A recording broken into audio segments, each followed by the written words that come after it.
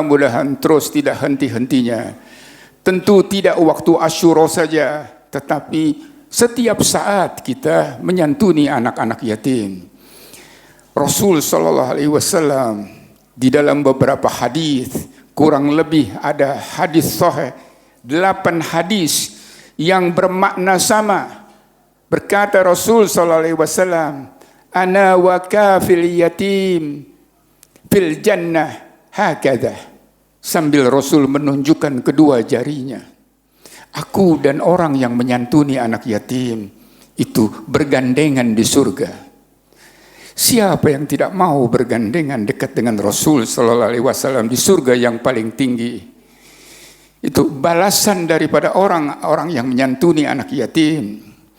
Kafil yatim lahu wali ghairih ana wa huwa kahataini fil jannah, kata Rasul.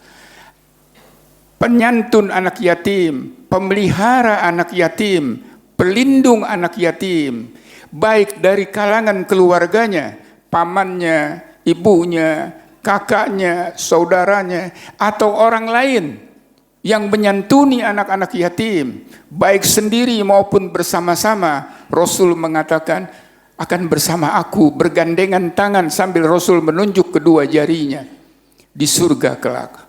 Tidak ada tempat surga yang lebih tinggi melainkan tempat daripada baginda Rasul sallallahu alaihi wasallam.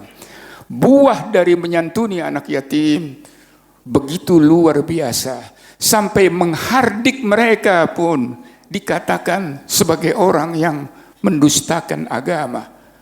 Menyantuni mereka bisa bersama Rasul, berdekatan dengan Rasul. Kita bisa masuk surga saja sudah alhamdulillah, apalagi bisa masuk surga berdekatan dengan baginda Rasul sallallahu alaihi wasallam.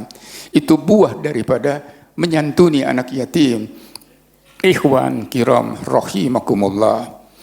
Di dalam hadis diriwayatkan ada seorang lelaki, an Abi Hurairah radhiyallahu anhu, anna rajulan syaka ila Rasulillah sallallahu alaihi wasallam qaswata qalbihi.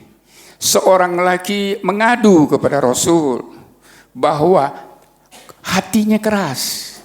Qaswatul qalbi, hatinya sangat keras, sulit diberi nasihat, sulit masuk nasihat, sulit diajak kebaikan, sulit disuruh menghindari daripada maksiat.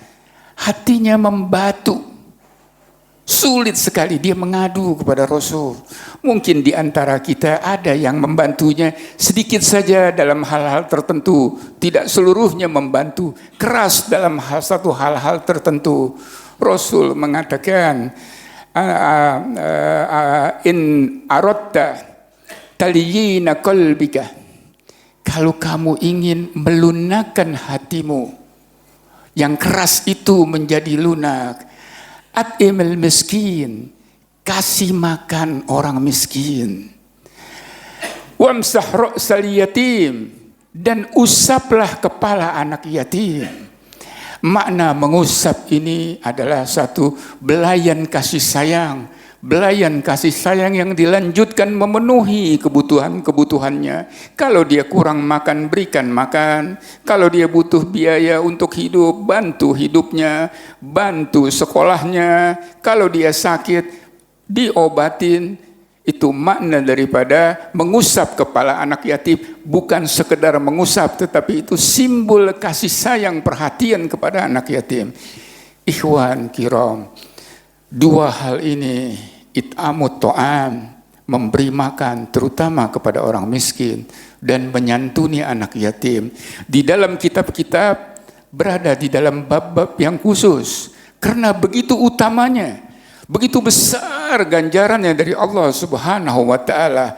Bayangkan orang yang kalbunya sangat keras, tidak mau menerima nasihat, bisa hilang dengan menyantuni anak yatim dan memberi makan orang miskin. Turun hidayah yang mencairkan kalbunya. Apalagi orang-orang yang sudah baik, orang-orang yang kalbunya sudah lembut, lebih-lebih akan mendapatkan ganjaran yang luar biasa. Ikhwan kiram, dalam kesempatan ini saya masih dalam bulan Muharram, ingin berwasiat kepada diri saya dan pada antum sekalian, jangan sekali-kali melalaikan anak-anak yatim. Perhatikan anak-anak yatim. Kalau kita tidak bisa membantu, kita ajak saudara kita ajak teman-teman kita untuk membantu. Ambil peduli, karena Allah menyebutnya secara khusus bagi anak-anak yatim. Hadirin rahimakumullah, rumah yang paling dimuliakan Allah. Di dalam hadis riwayat Ibnu Majah, Rasul sallallahu alaihi wasallam bersabda, khairu baitin fil muslimin, rumah sebaik-baiknya rumah bagi orang muslim, rumah yang paling terbaik bagi orang muslim adalah baitun fihi yatimun yusannu ilaih. Kalau ada anak yatim di rumah itu, diperlakukan dengan baik, maka rumah itu menjadi sebaik-baiknya rumah.